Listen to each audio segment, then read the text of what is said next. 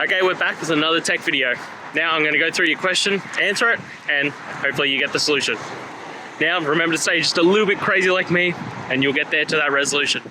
Alright, let's continue on to the video.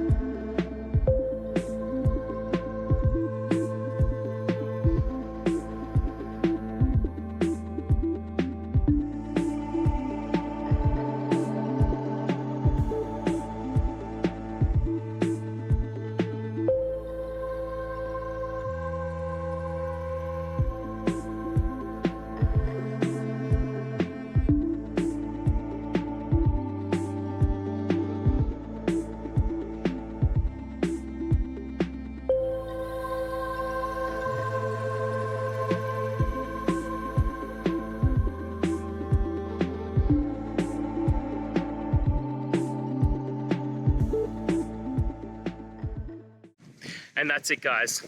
We've gone through your question, hopefully found that solution you're looking for. If we did, please hit subscribe. I really appreciate it.